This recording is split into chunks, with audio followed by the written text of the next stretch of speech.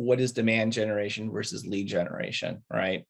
And in this sort of scenario, what we're saying, when you're doing SaaS marketing to enterprise or mid-level, you really need to be focused on demand generation. And that does take several months.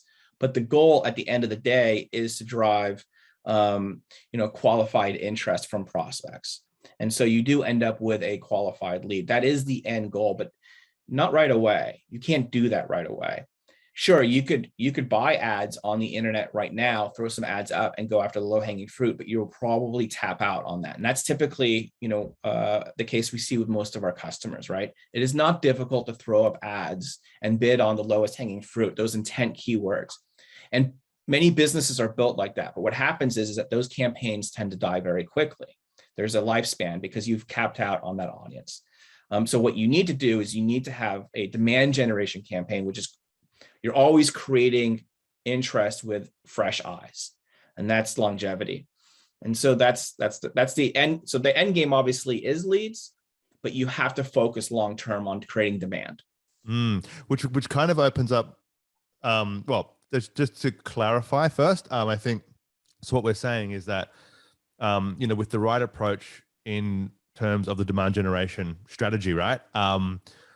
You're going to get hard to get people to be consuming your content, to be hopefully starting to engage with your brand, and so that at the point that they're interested in the solution, or at the point that they're in market, they come to you, right? That's the goal. And the goal is, like, if you do it consistently enough, you will have a lot of these conversations coming to you, right?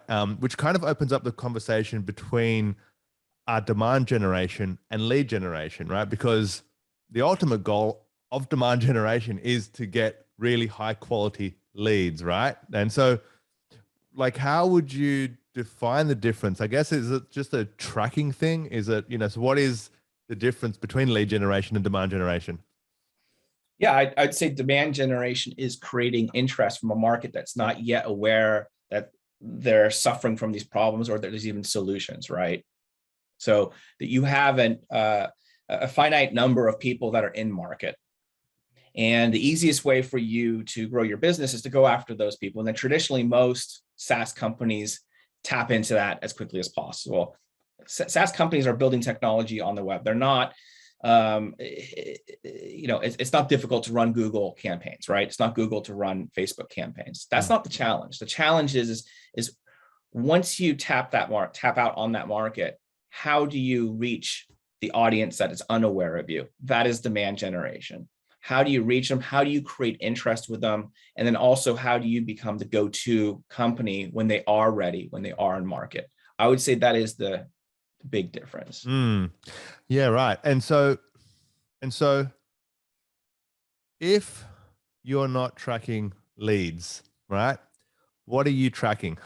Right? Like, especially in that first part, right? Just to show interest. Yeah.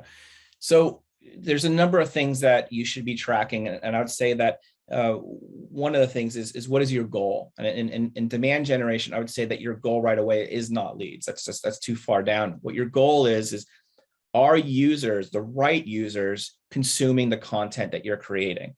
So you're looking for signals of engagement.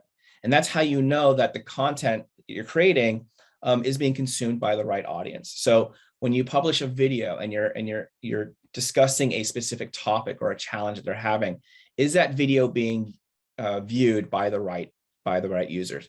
If the right users are watching that video, then you could put them into a bucket and you can retarget those users with more engaging content that is more thought-provoking, longer form, right? Case studies, white papers, the challenges that other businesses have been experiencing that's similar to them.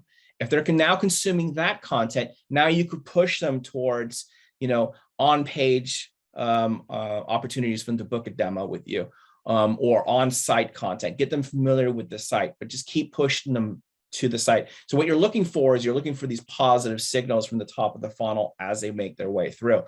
If you're seeing too much slippage, then obviously there's an opportunity for you to tweak that campaign.